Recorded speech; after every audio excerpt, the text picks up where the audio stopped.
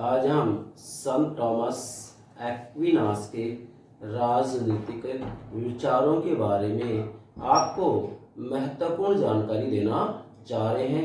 वास्तविक रूप में हम आपको एक्विनास के राजनीतिक विचारों के बारे में जो जानकारी देना चाह रहे हैं, इसके अंतर्गत हमारा मूल उद्देश्य ये है कि हम संत थॉमस एक्विनास ने ज्ञान का जो स्वरूप बताया था, हम इस ज्ञान के स्वरूप को एक त्रिभुज के आधार पर समझाने का प्रयास करेंगे। तो ध्यान दीजिएगा, वास्तविक रूप में हम कहेंगे कि राजनीति विज्ञान के विद्यार्थी और राजनीति में रुचि रखने वाले सामान्य व्यक्तियों के लिए हम संत थॉमस एक्विनास के जो राजनीतिक विचार बता रहे हैं, इनके लिए समझना अति आवश्यक है। तो प्लीज ध्यान दीजिएगा, हम आपको संत थॉमस एक्विनास के राजनीतिक विचारों को समग्र रूप में समझाएंगे। ध्यान दें, क्या संत थॉमस एक्विनास के राजनीतिक विचार, यह तो हमने पिछली वीडियो में आपको बता ही दिया था कि वास्तविक रूप में संत थॉमस एक्विनास एक समन्वयवादी विचारक थे। क्यों थे? क्योंकि वास्तविक रूप में मध्य युग के अंतर्गत इन्होंने ही वास्तविक रूप में अरस्तु के द्वारा जिस विवेक की बात की गई थी, जिस बुद्धि की बात की गई थी, और मध्य युग में जिस आस्था और हम ये कहेंगे विश्वास की बात की जा रही थी, श्रद्धा की बात की जा रही थी, एक्विनास ने इन दोनों विरोधी विचारधाराओं में समन्वय किया था। कौन कौन सी? एक तरफ बुद्धिवादी विचारधारा और दूसरी तरफ ईसाईयत की विचारधारा। क्या? एक तरफ बुद्धिवादी विचारधारा, दूसरी तरफ ईसाईयत की विचारधारा, अर्थात एक तरफ धर्मशास्त्र और दूसरी तरफ दर्शन शास्त्र। इन दोनों के अंतर्गत वास्तविक रूप में समन्वय किसने किया था? संत थॉमस एक्विनास ने। तो यह बात भी आपको ध्यान में रखनी है। अब हम बात करते हैं संत थॉमस एक्विनास के राजनीतिक विचारों की। तो सबसे पहले हम देखेंगे कि राज्य के बारे में संत थॉमस एक्विनास की क्या विचार थे, अर्थात राज्य संबंधी विचार। तो ध्यान दीजिएगा, वास्तविक रूप में राज्य के बारे में मध्य के अंतर्गत यह कहा जाता था कि वास्तविक रूप में राज्य की उत्पत्ति पाप के कारण ही है। लेकिन संत थॉमस एक्विनास कह रहे हैं कि नहीं, यदि वास्तविक रूप में मनुष्य पाप ना भी करता तो भी राज्य की उत्पत्ति होती। क्यों? क्योंकि राज्य एक स्वाभाविक संगठन है। तो ये बात किसने कही थी? अरस्तु ने कही थी। अर्थात वास्तविक रूप में यहाँ पर संत थॉमस एक्विनास अरस्तु की इस बात को स्वीकार कर रहा है, क्या? कि राज्य एक स्वाभाविक संगठन है। परंतु यहाँ पर संत थॉमस एक्विनास इससे कुछ आगे बढ़ जाते हैं। क्यों? क्योंकि अरस्तु केवल नगर राज्य तक सीमित है, अर्थात अरस्तु नगर राज्य को ही सर्वश्रेष्ठ राजनीतिक संगठन बतला रहे थे। परंतु संत थॉमस एक्विनास का कहना है कि नगर राज्य वास्तविक रूप में आत्मनिर्भर संगठन नहीं होता है। इसलिए उन्होंने कहा है कि कई नगर राज्यों को मिलकर एक प्रांत का निर्माण करना चाहिए। क्यों? क्योंकि नगर राज्यों की बनिस्पत प्रांत ज्यादा आत्मनिर्भर होते हैं, बाहरी आक्रमणों से ये अपनी ठीक से सुरक्षा कर सकते हैं। और इसके बाद में इन्होंने ये कहा कि कई नगर राज्यों से मिलकर जिस प्रांत का निर्माण होता है वो ही क्या है? राज्य है। अर्थात इसे एक्विनास ने राज्य की संज्ञा दी थी। तो यहाँ मैं आपको कहना चाह रहा हूँ कि वर्तमान समय में पूरी दुनिया के अंतर्गत जो संघात्मक व्यवस्थाएं अपनाई जाती हैं, हम कह सकते हैं कि संघात्मक व्यवस्था का जो बीज रूप है वह संत थॉमस एक्विनास की राज्य संबंधी विचारों में मौजूद है। प्लीज ध्यान दीजिएगा, हमारा मूल उद्देश्य यही है कि राजनीति से संबंधित जो गंभीर बातें हैं उन सब को हम आपको समझाने का प्रयास करेंगे। तो संघवाद का बीज इसके अंतर्गत हमें दिखाई दे रहा है, मतलब फेडरल सिस्टम जो वर्तमान समय में दुनिया के अंतर्गत अपनाया गया है, जैसे अमेरिका में है, भारत में है, ठीक है, ऑस्ट्रेलिया में है, कनाडा में है, तो यहाँ पर फेडरल सिस्टम को अपनाया गया है। तो एक्विनास के राज्य संबंधी विचारों में बातें हमें दिखाई देती हैं। दूसरा बात, शासन प्रणालियों का वर्गीकरण। ध्यान दें, वास्तविक रूप में संत थॉमस एक्विनास ने शासन प्रणालियों के वर्गीकरण के संदर्भ में कोई नया विचार नहीं दिया था। इन्होंने अरस्तु के तरह ही शासन प्रणालियों का वर्गीकरण किया है। जिस प्रकार से अरस्तु ने 3 शुद्ध और 3 विकृत शासन प्रणालियां बतलाई थी, उसी प्रकार से संत थॉमस एक्विनास ने भी 3 शुद्ध और 3 विकृत शासन प्रणालियां बताई हैं। अतः हम कह सकते हैं कि शासन प्रणाली के संदर्भ में संत थॉमस एक्विनास ने अरस्तु के विचारों को ही स्वीकार किया है। तीन शुद्ध शासन प्रणालियां कौन सी हैं? मैं क्रमशः बता रहा हूं आपको।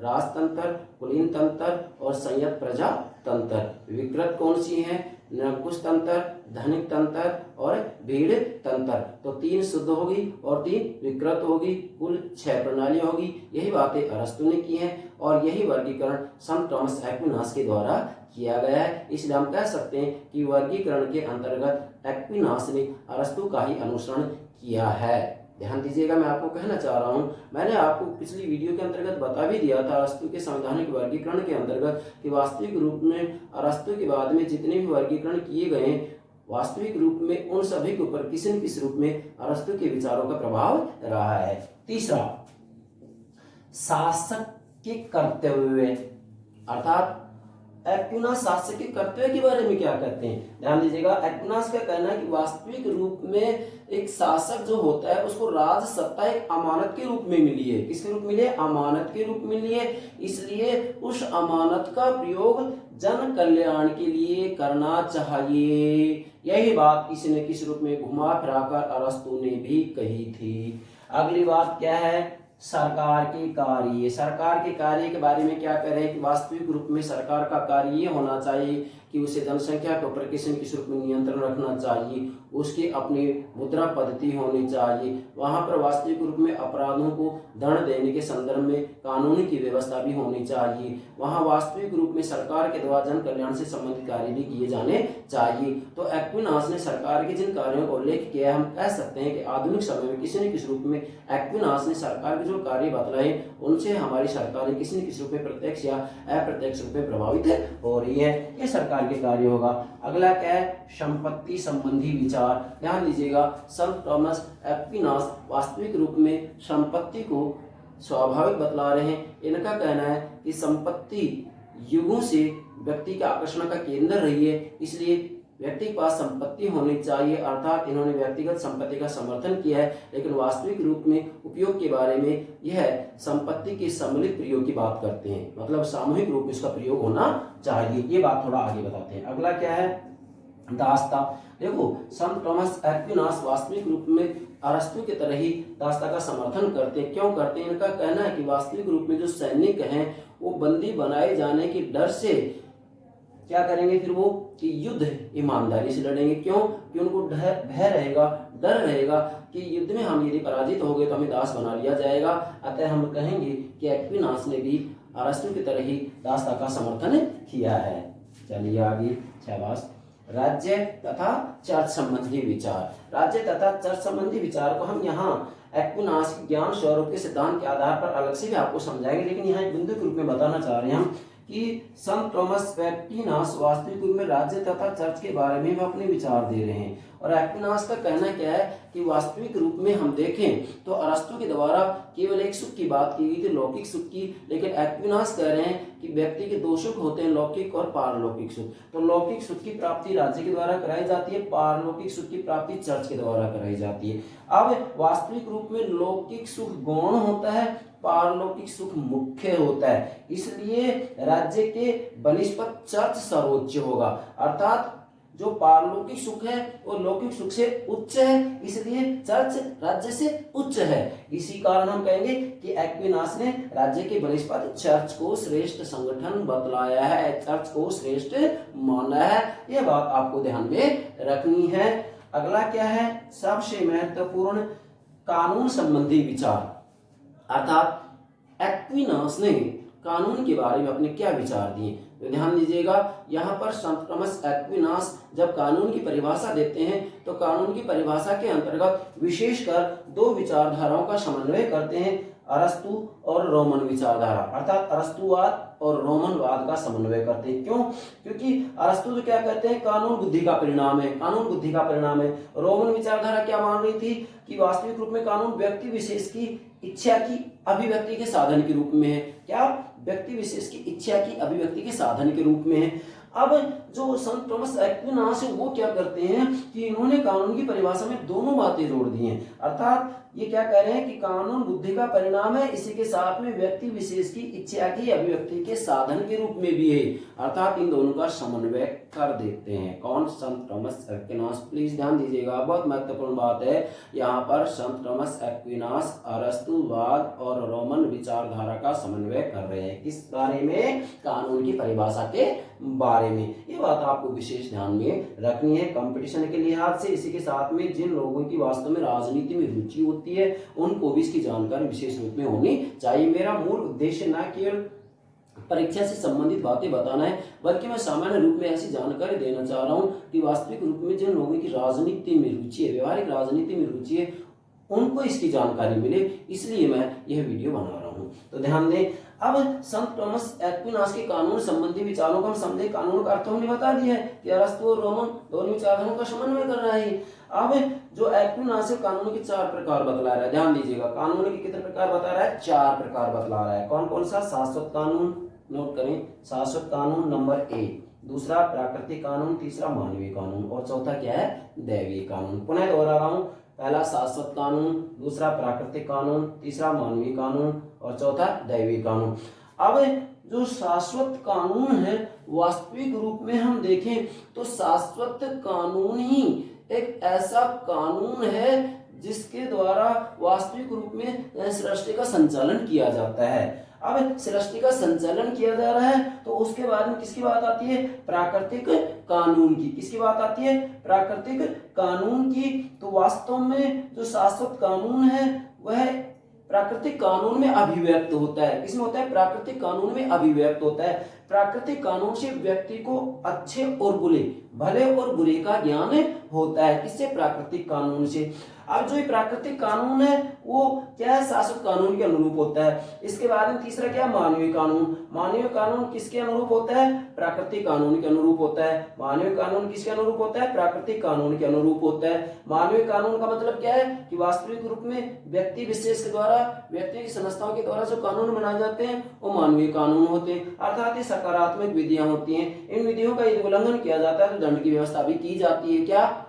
उल्लंघन किया जाता है, दंड की व्यवस्था भी की जाती है। इसी के साथ ही मानवीय कानूनों को वास्तविक रूप में एक्विनास 2 भागों में बांट रहे हैं। क्या? राष्ट्रों के कानून और नागरिकों के कानून। राष्ट्रों कानून और नागरिकों के कानून, यह भी आपको ध्यान में रखना है। और चौथा क्या है? दैवीय कानून। चौथा क्या है? दैवीय कानून। ये दैवीय कानून वास्तविक रूप में एक्विनास कह रहे हैं कि जो ईसाई धर्म है उस ईसाई धर्म के जो नियम है वो दैवीय कानून के रूप में ही प्रकट हो रहे हैं। दैवीय कानून के रूप में ही प्रकट हो रहे हैं। अब अगली बात क्या है कि इन चारों में पारस्परिक संबंध क्या है? तो ध्यान दीजिएगा, सबसे पहली बात तो ये है कि जो दैवीय कानून है वो शाश्वत कानून के विपरीत नहीं जा सकता और जो मानवीय कानून है वो प्राकृतिक कानून के अनुरूप निर्मित होगा। अर्थात इनमें आपस में किसी प्रकार का कोई विरोध नहीं है। पुनः दोहरा रहा हूं, एक्विनास ने कानून के कितने प्रकार बताए? 4। शाश्वत कानून, प्राकृतिक कानून, मानवीय कानून, दैवीय कानून। ये बात आपको ध्यान में रखनी है। तो ये तो हो गए संत थॉमस एक्विनास के सामान्य राजनीतिक विचार। अब मैं आपको एक बहुत महत्वपूर्ण जानकारी देना चाह रहा हूं।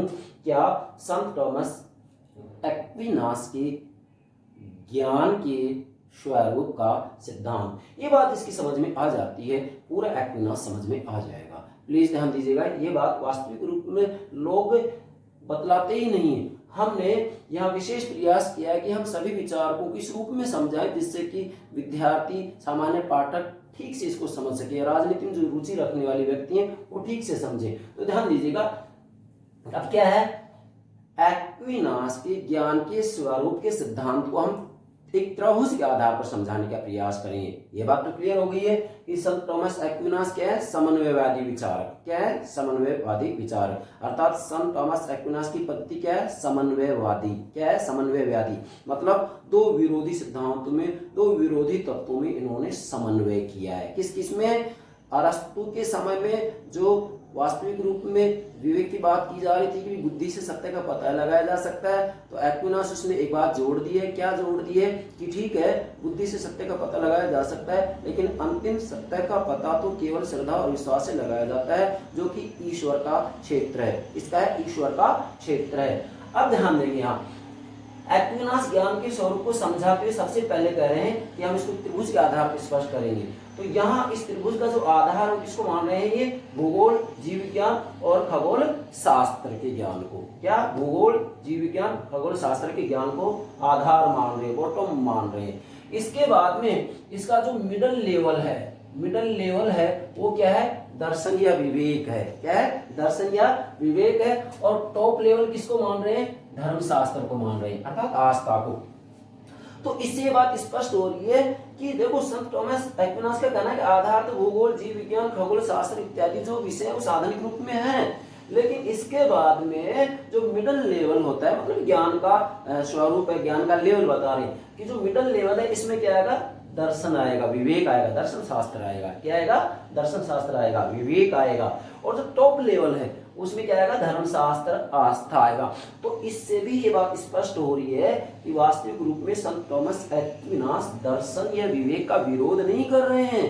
अर्थात एक्विनास ये कह रहे हैं कि धर्मशास्त्र और दर्शन शास्त्र में कोई विरोध नहीं है, बल्कि वास्तविक रूप में मिडल लेवल में, मध्यम स्तर पर तो विवेक आता है, दर्शन आता है। मतलब सत्य का पता इससे भी लगाया जा सकता है, लेकिन अंतिम सत्य का पता तो धर्मशास्त्र का क्षेत्र है, आस्था और श्रद्धा से लगाया जाएगा।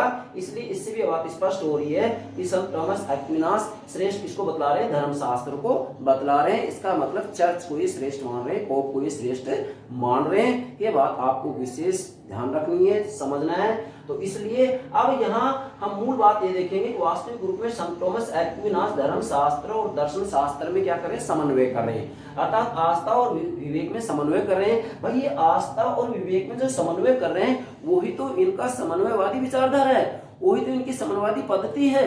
अर्थात यहाँ आस्था और विवेक में क्या कर रहे हैं? समन्वय कर रहे हैं, जिसको कि हम एक त्रिभुज के आधार पर ठीक से समझ सकते हैं। मैंने ये मेरे प्यारे विद्यार्थियों के लिए विशेष प्रयास किया है कि पूरे ही संत थॉमस एक्विनास को हम किस रूप में समझे, अर्थात संत थॉमस एक्विनास के संपूर्ण विचारों को हम मात्र इस त्रिभुज के आधार पर भी समझ सकते हैं। ध्यान दीजिएगा, बहुत महत्वपूर्ण बात है ये, हमने काफी लंबे अनुसंधान के बाद में यह बातें आपके सामने रखी हैं, तो प्लीज ध्यान दीजिएगा। संत थॉमस एक्विनास के विचारों को आप इसके आधार पर ठीक से समझ सकते हैं। अब तीसरी जो बात रहेगी, दो बातें हो गई। पहला क्या है? एक्विनास के राजनीतिक विचार हो गए।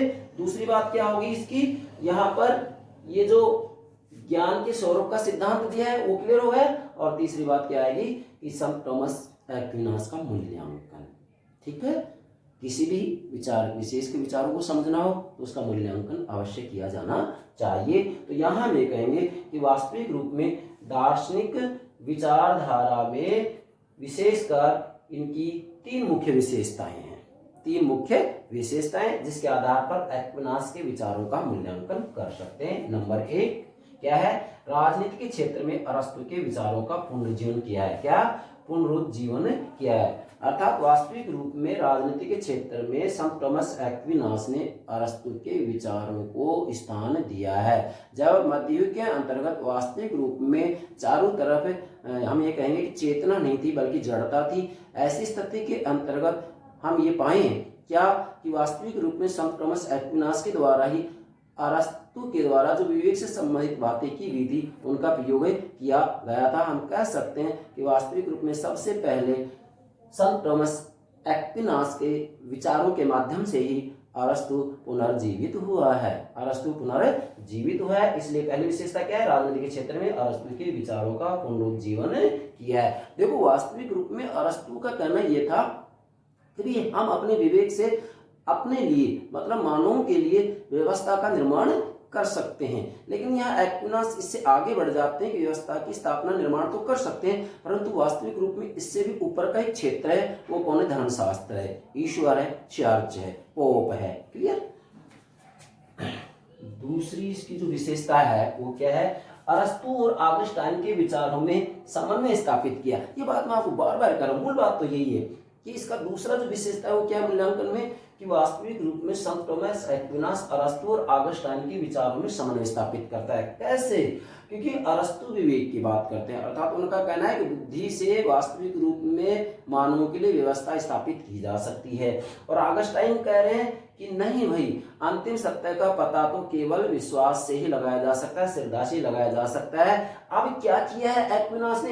एक्विनास ने दोनों बातों का समन्वय कर दिया है। किसका? विवेक का और आस्था का, अर्थात दर्शन शास्त्र और धर्म शास्त्र का, विवेक और आस्था का क्या कर दिया इसने? समन्वय कर दिया। इसलिए संत थॉमस एक्विनास की पद्धति को समन्वयवादी पद्धति कहा जाता है। ये आपको मेरे प्यारे विद्यार्थियों ध्यान में रखनी है। और अंतिम तीसरी जो इसके मूल्यांकन की विशेषता थी वो क्या है, ध्यान देने की बात है।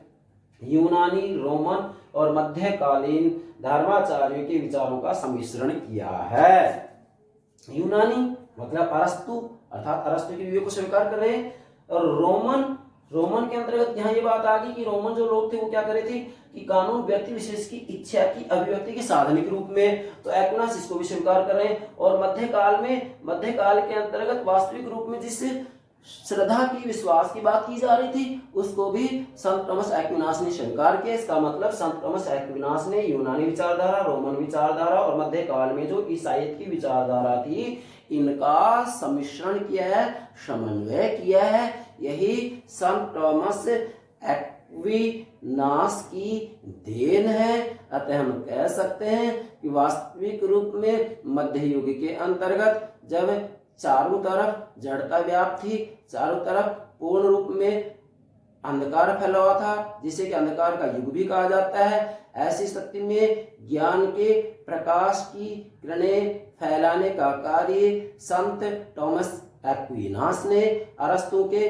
विचारों के माध्यम से किया है। यही इनकी देन है। और अंतिम में कहना चाहूंगा कि संत थॉमस एक्विनास के द्वारा जो कानून से संबंधित विचार दिए गए हैं, आधुनिक विश्व किसी न किसी रूप में इनके कानून संबंधी विचारों से प्रभावित हो रहा है। सरकार के बारे में इन्होंने जो कार्य बताए हैं, आधुनिक विश्व किसी न किसी रूप में से प्रभावित हो रहा है। शासक के कर्तव्य के बारे में उन्होंने जो बताया है कि वास्तविक रूप में राज सत्ता एक अमानत के रूप में, इसका प्रयोग जनहित में करना चाहिए। आधुनिक विश्व के अंतर्गत सभी देशों के शासकों को इस बात को स्वीकार करना चाहिए। ये बातें स्वीकार की जाती हैं तो मैं कहना चाहूंगा कि वास्तविक रूप में शासक, सरकारें जनहित में ही नीतियां बनाएंगी। जनहित में नीतियां बनाएंगी तो क्रांति और आंदोलनों की संभावना ना के बराबर रहेगी। ये हो गए संत थॉमस एक्विनास के राजनीतिक विचार। Thank you very much.